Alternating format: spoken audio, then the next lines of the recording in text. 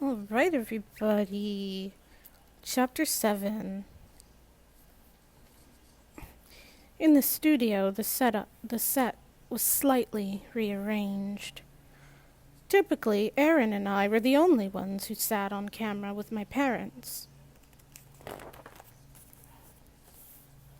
But tonight, Caden and Austin were given seats on stage as well.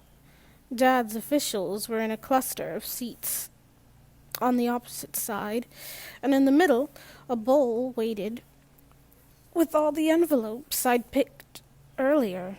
Beside it was an empty bowl for me to place them in as they were opened. I had reservations about reading out the names myself, but at least it gave the appearance of control. I liked that. Behind the cameras, seats were filled with other members of our household. General Leger was there, kissing Miss Lucy on her forehead and whispering something to her. It had been a few days since I'd overheard their conversation, and I still felt awful for her. Of all the people in the world who ought to be parents, it was the Legers. And of all the people in the world who ought to have the ability to fix things, it was the Shreves. Still, I was lost as to how to help. Miss Marley was shushing Josie, probably for laughing at a joke Josie made herself that lacked any level of humor. I'd never understand how someone so wonderful had birthed such awful people.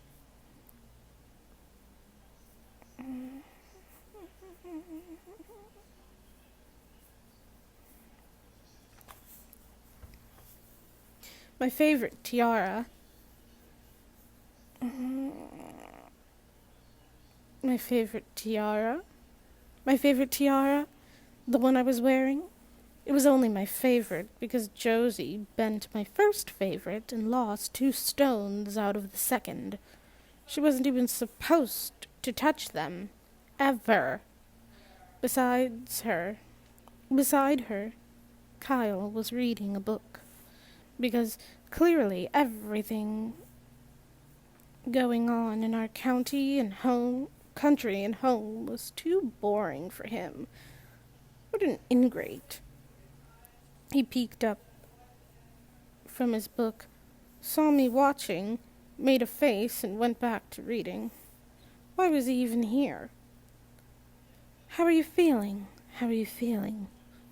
Mom was suddenly beside me, her arm around my shoulder. Fine, she smiled. There's no way you're fine. This is terrifying. Why, yes it is. How kind of you to subject me to such a delightful thing. Her giggle was tentative, testing to see if we were on good terms again. I don't think you're flawed, she said, quietly. I think you're 1,000 wonderful things.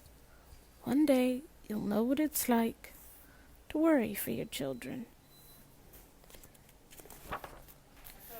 And I worry for you more than the others. That's okay. And I worry for you more than the others. You're not just any other girl, Evelyn. You're the girl. And I want everything for you. I wasn't sure what to say. I didn't want for us to fight right now. Not with something this big coming. Her arm was still on my shoulder, so I wrapped mine around her back, and she kissed my hair just under my tiara. I feel very uncomfortable, I confessed. Just remember how the boys are feeling. This is huge for them as well, and the country will be so pleased. I concentrated on my breathing. 3 months. Freedom. A piece of cake. I'm proud of you, she said, giving me a final squeeze. Good luck. She walked away to greet Dad and Aaron who to greet Dad, and Aaron strode around me, smoothing out his suit. "I cannot believe this is actually happening," he said, genuine excitement coloring his tone. "I'm really looking forward to the company." "What, is Kyle not enough for you?" I darted my eyes at him again, and he still had his nose buried. "I don't know what you have against Kyle.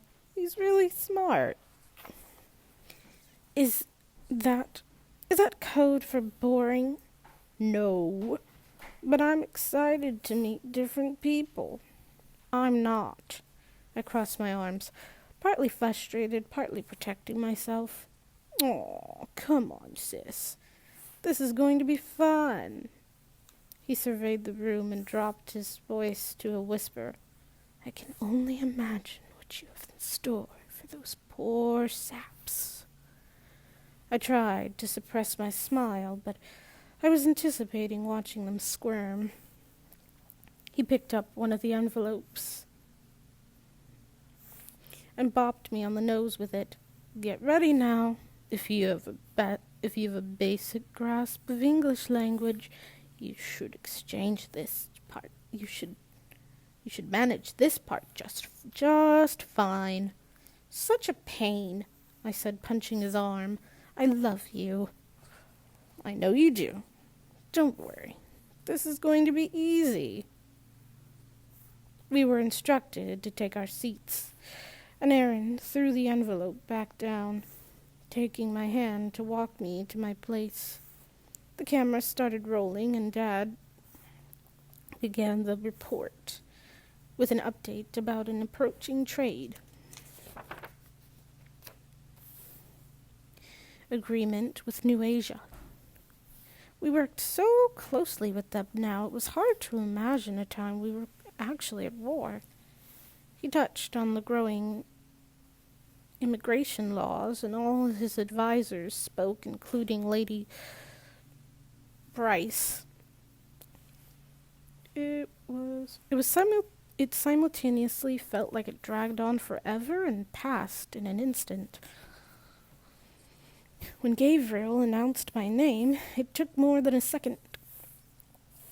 second to remember exactly what I was supposed to be doing, but I stood and walked across the stage and assumed my place in front of the microphone. I flashed a smile and looked straight into the camera, knowing every TV in Ilia was on tonight. "I'm sure you're all as excited as I am, so let's skip ceremony and get right to what everyone is dying to hear. Ladies and gentlemen, here are the 35 young men invited to participate in this groundbreaking selection." I reached into the bowl and pulled out the first envelope. "From Likely," I read, pausing to open it. Mr. McKendrick, Shepherd. Shepard? I'm going to call him Shepherd, because it looks like Shepherd. I held up his photograph, and the room applauded as I set it in the other bowl and moved back for the next entry. From Zuni, Mr. Winslow Fields. There was a smattering of applause from every name. Holden Messenger, Kesley Timber, Hale Garner, Edwin Bishop. It felt like I had opened at least 100 envelopes by the time my hands reached for the final one. My cheeks hurt, and I was hoping Mom wouldn't judge me if I skipped dinner and ate alone in my room. I really thought I'd earned it. "Ah, from Angelus." I ripped at the paper, pulling out the final entry. I knew my smile must have faltered, but really it couldn't be helped. "Mr. Kyle Woodwork." I heard the reactions around the room. Several gasps, a handful of laughs. But most obviously, I could hear Kyle's reaction. He dropped his book. I pulled in a breath. There you have it. Tomorrow, advisors will be sent out to begin preparing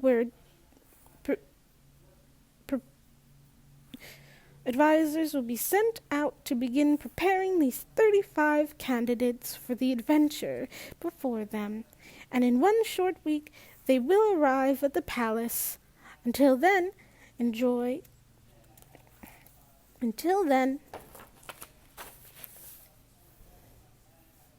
join me in congratulating them. I began the applause. The room followed, and I retreated to my seat, trying not to look as sick as I felt.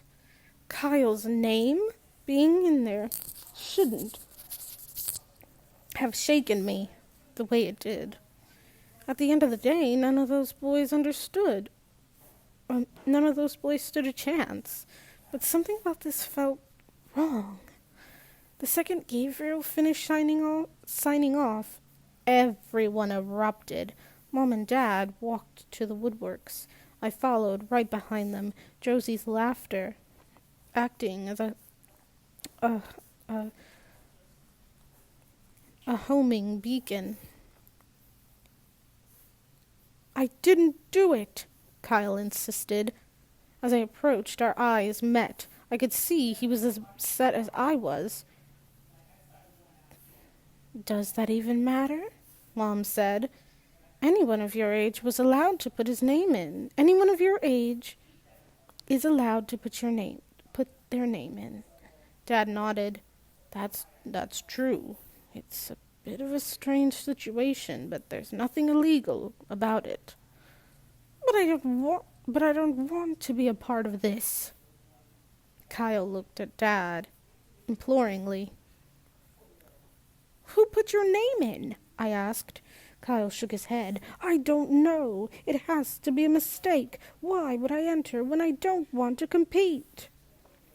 Mom's eyes were on General Leger, and it looked almost like they were smiling. But there wasn't anything funny about this. Excuse me, I protested. This is unacceptable. Is anyone going to do anything about it? Pick someone else, Kyle offered. General Leger shook his head again. Edlin announced your name in front of the country. You're the candidate from Angelus. That's right. That's right. That's right. That's right. That's right. Dad agreed. Reading the names publicly makes them official. We can't replace you. Kyle rolled his eyes. He did that a lot. Then Edlin can eliminate me the first day. And send you where? I asked. You're already home. Aaron chuckled. Sorry, he said, noticing our glares. That's not going to sit well with the others. Send me away, Kyle offered, sounding thrilled. Send me away. For the 100th time, Kyle, you're not leaving, Miss Marley said, in the firmest voice I'd ever heard her. For the 100th time, Kyle, you're not leaving, Miss Marley said in the firmest voice I'd ever heard her use. She put her hands to her temple, and Mr. Carter wrapped an arm around her, speaking into her ear. You want to go somewhere else? I said incredulously. Isn't a palace good enough for you? It's not mine, he said, raising his voice. And quite frankly, I'm tired of it. I'm over the rules, I'm over being a guest, and I'm so over your bratty attitude. I gasped as Miss Marley thwacked her son over the head. Apologize, she commanded. Kyle pressed his lips together, looking at the ground. I crossed my arms. He wasn't leaving until I got an apology. I'd get it one way or the other. Finally, after a forceful shake of his head, he muttered it under his breath. I looked away, hardly impressed with his efforts. "We'll move forward as planned," Dad said.